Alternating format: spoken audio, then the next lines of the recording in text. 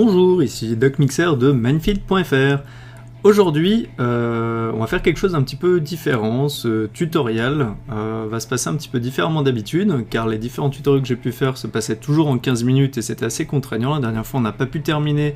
D'ailleurs, l'image finale que j'ai créée, ça a été ceci, un cube avec un petit ruban pour faire une petite illustration de ce style, très rapide. Là maintenant, je vais préparer une news qui va être postée ce soir et je vais en profiter en fait pour filmer, vous montrer un petit peu le process en question. Sachez qu'à l'avenir, les différents tutoriels que je vais faire seront sûrement segmentés à l'arrache, c'est-à-dire là je vais pas compter le temps que je vais passer et ça risque de faire 20 minutes, une demi-heure, 45 minutes et ce sera un petit peu coupé à l'arrache. Parce que c'est plus facile pour moi, en attendant que YouTube nous permette de faire un peu plus que des vidéos de 15 minutes. Alors, parmi les différents tutoriaux, on fera notamment le texturing de personnages, que plein de personnes nous demandent, avec les fichiers pour voir comment ça marche, comment on fait pour plier, etc. Ce sera dans un deuxième temps, ce sera vraiment un tutoriel bien spécifique qui traitera de ça. Là maintenant, c'est pas le cas. Je vais juste, en fait là je prends un fichier où j'ai déjà des personnages, le but du jeu c'est d'en reprendre un, comme dit je crée une base avec plein de fichiers et puis en fait je pioche dedans après coup pour pouvoir faire ce dont j'ai envie. Alors là en l'occurrence je récupère mon petit bonhomme, on va créer un nouveau fichier, le coller dedans, un petit peu le remettre au centre, on va en profiter pour fermer l'ancien parce que j'ai besoin d'autre chose, j'ai potentiellement besoin d'un cube, mais je vais le récupérer d'un autre fichier. Ce sera tout pour celui-là. Ouais, ce sera tout. Au revoir. On sauvegarde ça sous un nouveau fichier. Alors la news que je vais faire, ça va être un travail sous Cinema 4D, comme vous le voyez. Ce sera également un moyen de vous montrer que j'utilise pas Photoshop, que j'utilise autre chose qui s'appelle Fireworks. Simplement que j'utilise bien plus que Photoshop parce que je travaille sur le web et Fireworks est carrément adapté pour le web. On gagne, enfin moi j'ai un gain de temps de 2 à 3 fois le temps que je passe quand je fais une maquette sur Fireworks plutôt que Photoshop. Donc voilà, c'est un peu l'occasion de montrer aussi un autre outil. Bon, j'ai mon début, je vais en profiter pour récupérer ce qu'on avait fait la dernière fois, c'est-à-dire, pas le cadeau, mais avec le petit tuto on avait nos cubes, je vais en profiter pour récupérer mon light setup, c'est-à-dire un petit sol et puis notre array de lumière. Voilà, encore une fois ça permet d'être après cohérent quand on fait nos rendus. Rien que là en théorie si je fais un rendu, ça devrait ressembler un petit peu à ce qu'on avait fait la dernière fois, si ce n'est qu'il ne retrouve pas la texture du bonhomme, c'est normal. Alors,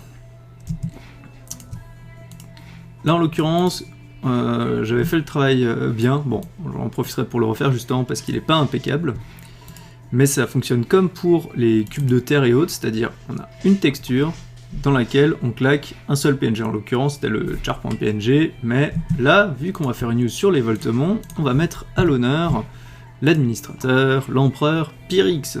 Applaudissements, clap clap, ouais. Et l'empereur Pyrrhix, voilà une de ses skins. Alors il en a une autre depuis avec un chapeau et tout, sauf que je l'ai pas sous la main, et j'ai pas envie de me prendre la tête. Encore que, je vais vous montrer comment faire pour récupérer une skin Minecraft si vous ne le faites pas déjà. Vous tapez minecraft.net/skin au pluriel il me semble, et vous tapez le nom du personnage .png en faisant bien attention de garder les majuscules et minuscules. Alors je copie histoire que si jamais je me plante, ce soit pas grave. Voilà, en l'occurrence je me suis planté, c'était pas skins et ça devait être sans doute skin tout court. Voilà, c'était skin tout court. minecraft.net/skin/un nom et vous retrouvez la skin du personnage. Donc vous pouvez récupérer toutes celles que vous voulez, vu que c'est unique sur Minecraft. Donc là en l'occurrence, je l'ai téléchargé, je le récupère juste parce qu'il est dans un petit dossier, touc, voilà. Je remplace pas encore, je vais mettre Pyrrhix Hold, histoire de garder une copie de sa petite tête, et on fait une nouvelle. Ouais, sauf que la nouvelle ça va pas aller, c'est celle qu'il avait, j'ai bien fait de pas remplacer, c'était celle qu'il utilisait pour 8 bits.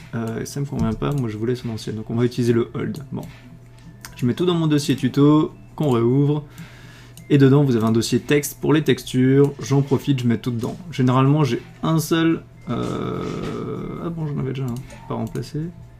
Qu'est-ce que j'avais déjà là-dedans? Un Pyrix. En fait, j'en profite dedans pour mettre toutes mes textures et pour me faire une petite collection de textures.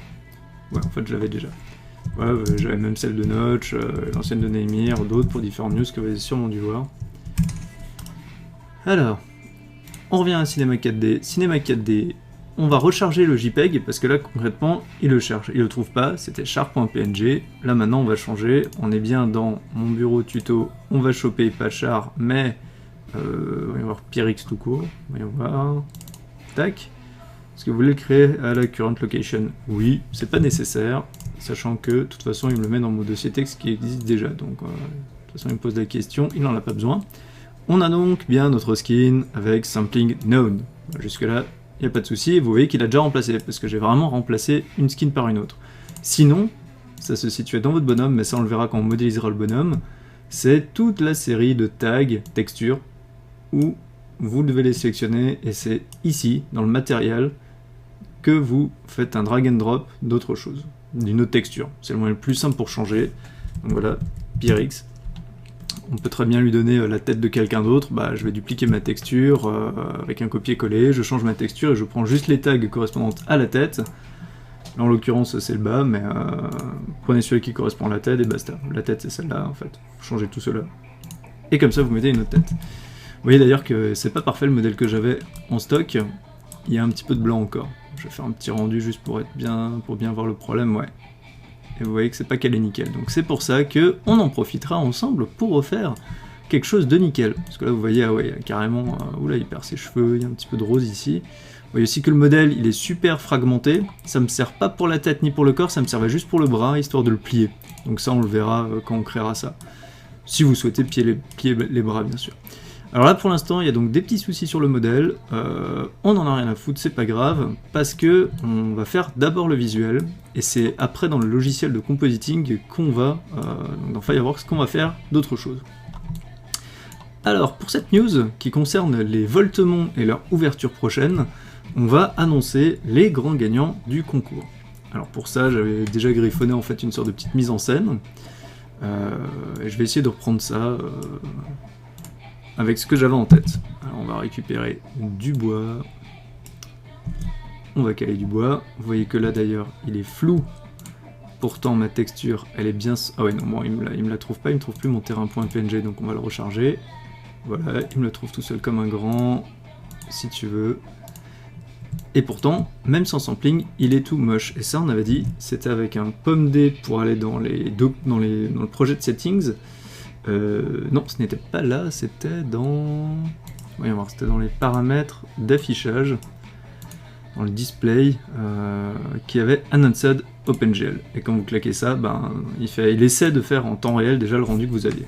Ouais, vous voyez que ça m'arrange pas tellement parce que il se chie complètement sur la tête du personnage alors qu'elle est bien la tête du personnage quand on fait le rendu. Bon, alors on va refaire comme avant, on va le désactiver, c'est pas grave.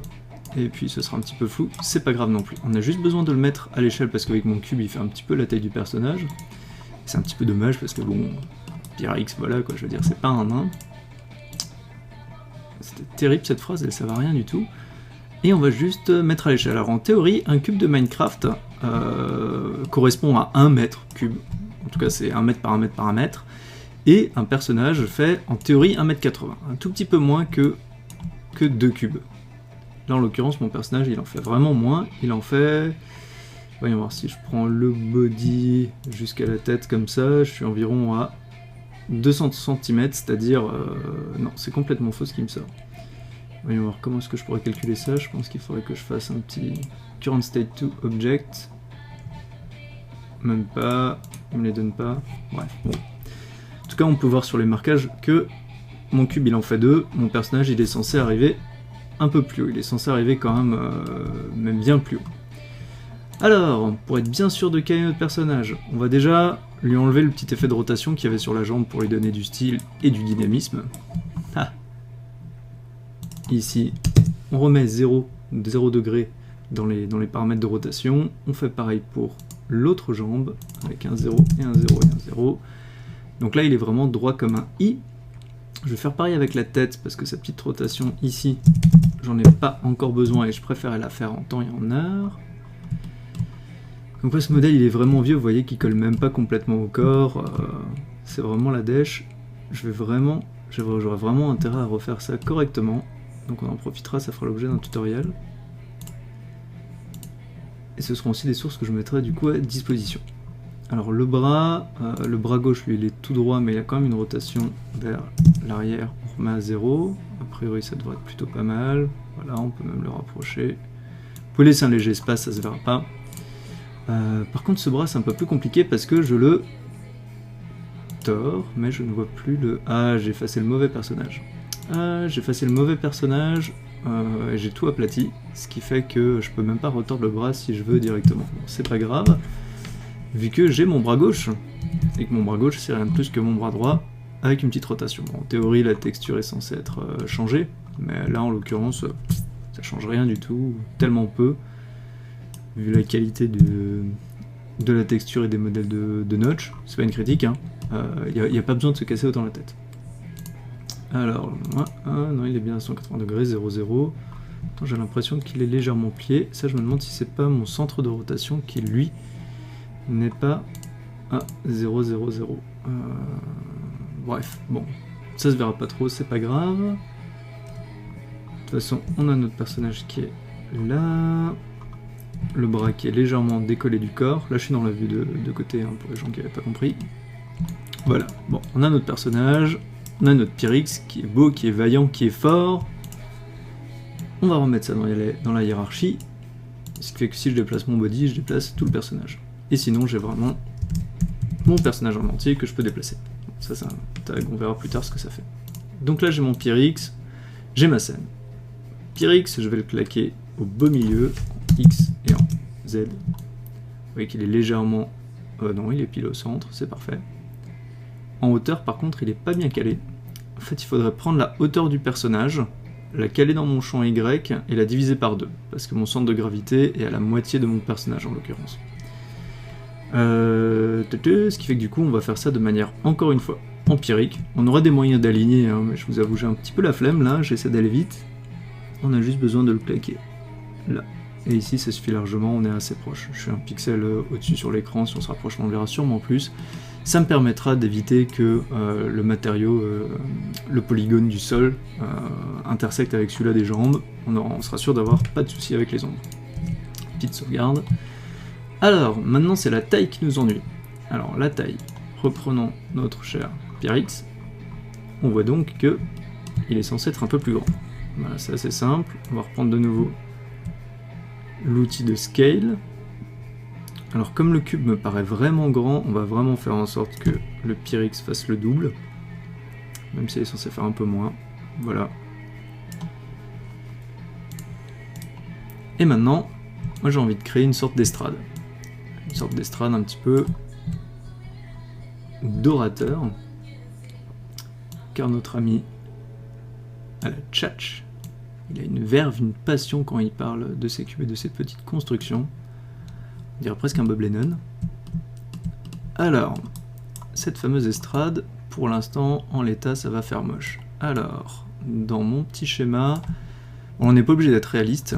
Dans mon petit schéma, j'avais imaginé un sol. J'ai un cadrage qui doit être lié à mon image sur l'anus du site, donc je sais que ça va être un format horizontal, que mon personnage va se tenir légèrement à gauche en tenant quelque chose en main qu'on rajoutera sûrement dans le logiciel après, et qu'à droite il y aura autre chose, un autre visuel, celui-là dévoltement, que l'on verra. Et je me réserve justement de la place à gauche pour mettre un titrage, dire que c'est l'ouverture prochaine dévoltement. Car là en fait on annonce les gagnants du concours, on a tranché sur le nom dévoltement, on a une liste assez énorme de propositions qui a été faite, bref.